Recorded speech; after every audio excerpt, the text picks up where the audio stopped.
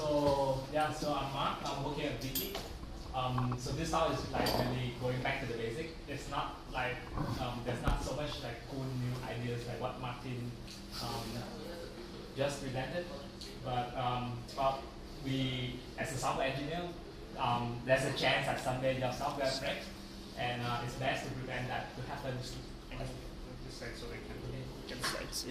And it's best to test it out so that when it happens, you are prepared. Like, or better, it doesn't happen at all. So outline of the talk, I'm going to go a bit about like why test is there. I'm going to go into the built-in test with Go, some really neat use to try out your test cases, some framework that we are using in Viki and as I heard from lectures, and then some tooling for Go. Okay, so what are tests? So I mean, tests for me, the definition is like just some piece of code that gives you information about the behavior of your program. So I was like going on the internet and I was looking for like a nice introduction on how, where, like why tests are there, and I chanced up a talk by Joe Armstrong, the designer of like Erlang, on strange loop. So being a physicist, he gave some neat data. So like you have this mass of Earth, and then using that you can calculate around like there's 10 to the power 15 atoms on Earth. And if you look at this simple Go C program, it's just giving you a sum of 6 32-bit integer. So that you have 32 bits, 6 of them is 192, and each bit 2 state. So that adds up, and that's around 10 to the power 57. So this simple program probably has more state than the number of atoms on Earth. Okay. So and then there's this thing like second law that thermodynamic things always get more complicated, and this applies to software as well. So like you have 6 number, I doubled that, and he estimated like there's around 10 to the power 82 atoms in the total universe, and then with just a simple program you already exceed that number. So imagine like when you are writing things like machine learning, like MCU controller and so on, like it can get complicated very fast. And then, oh, I'm very happy I can go to say to my boss, oh, now there's a bug.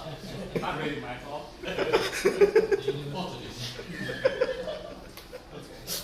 Oh, well, so intro aside, so I still have to go back and test for this bug. So for Go, there's already a very nice support for built-in test in the testing package. So probably you do something like this, you run some command, get and check for certain condition and report when it's failing. So I won't go into the details of the language because I guess everyone is kind of familiar and it's there on the internet. And then native, like nowadays we are building more or less a lot of web apps. So Go lend itself to have a very good support for this. So we already have, like if you want to test your web service as a whole, you can speed it up, run some HTTP code to it, and get result. And then you can even speed up mock HTTP server to serve the things that you want to. But like imagine writing this, like one test is this long. If you have a pretty complicated program like maybe just simple CRUD app, you might need to write a lot of tests too. So this get long very fast, and so then there's another way to like as programmer we don't want to keep writing code and code and code. Like we need to generate them or writing them in a smarter way. So Go lends itself to this by providing like the infrastructure of the language lend itself so that you can doing a technique called a table-driven test. So you can do something like give it an input and output, and you can just look through it. So yeah, basic stuff. So this is done a lot in Go source code, if you go and look at it. So this, I take an example from FMT package. So, and it's testing the flag parser of that. And if you have, if your function takes a lot of input, like 2, 3, 4 input, the table get big, but then you can sort of split them out into different dimensions and just range over it. So this is in the time package, where so instead of one table where one entry contains input and output, they split them into a smaller table with dimension, and then they just range over it, range through the location, range through the test, and you sort of multiply these two tables together to generate a more exhaustive test case. So that's pretty neat. And then this you get this is good. You're liking less code, but let's try to be more lazy and do less. So then again, there's a default standard library package called Test Equip.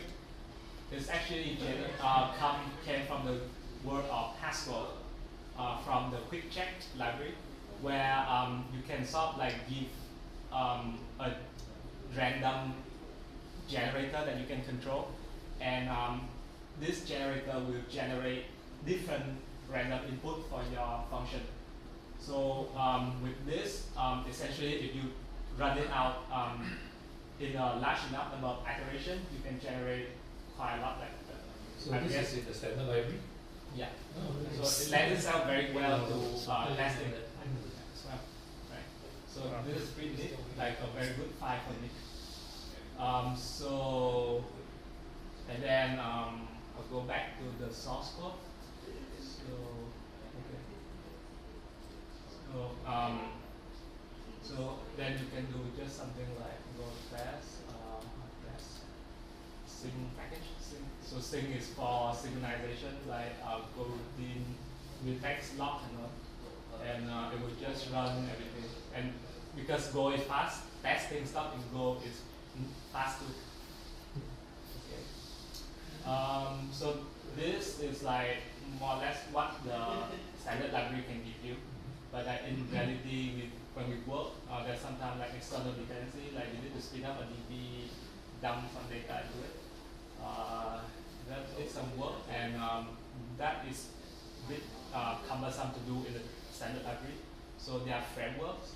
So I use GoCheck, which is so basically it's the standard stuff, you provide a test suite, some initialization, and run the whole test. So let's go with an example. Okay, so I was testing some service, some central configuration that I'm working on. So you call the URL, give you some JSON, and you're supposed to pass this to get some information. And then I wrote a package for that. Just a command line. So what I want to get out eventually is this value, and it's a base 64 value that I need to decode. So I want some a one-line command that do this for me. What do I use?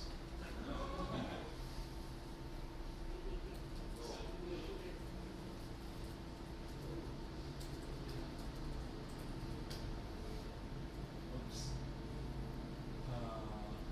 Where I forgot. Oh, I wrote this in the first place. Okay. But anyway, so this is a program, and you would specify your suite. This is my suite.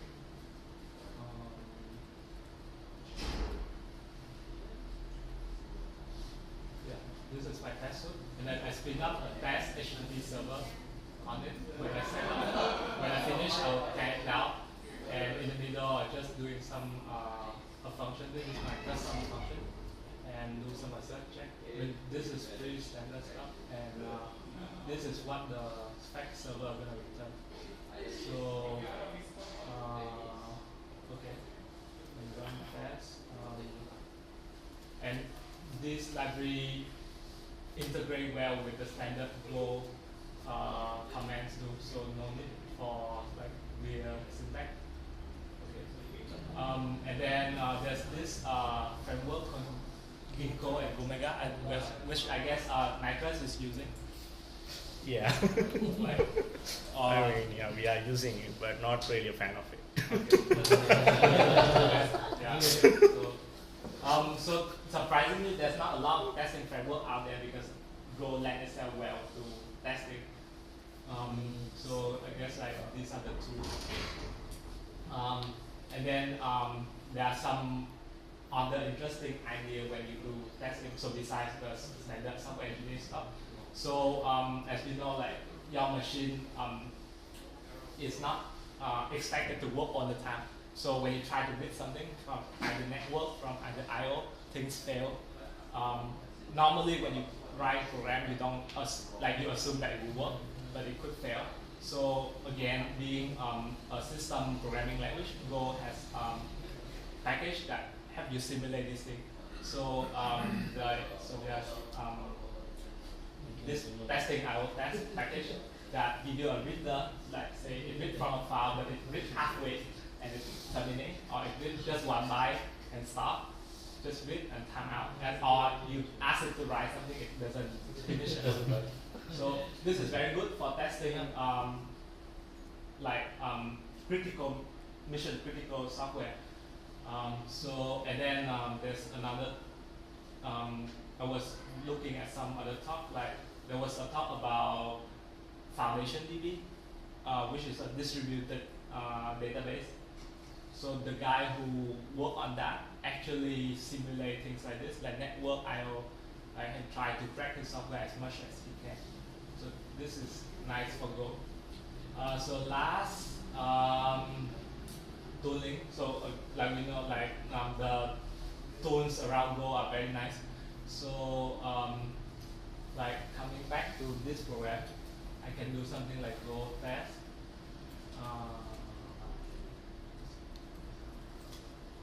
So it will tell like how much I'm covering my program.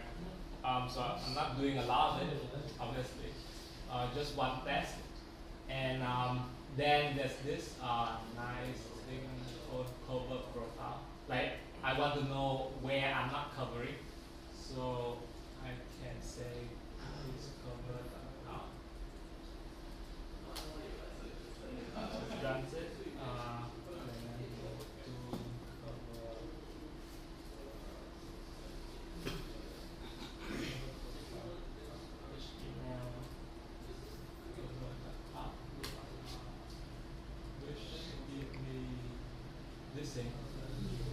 So it analyzes your code.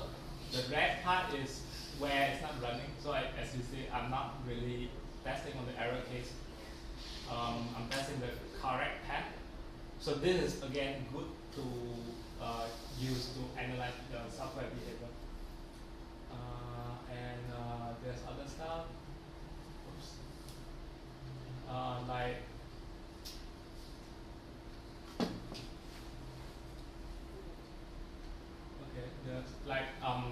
there's a built-in race condition detector that you can use to when you are writing multi-threaded program.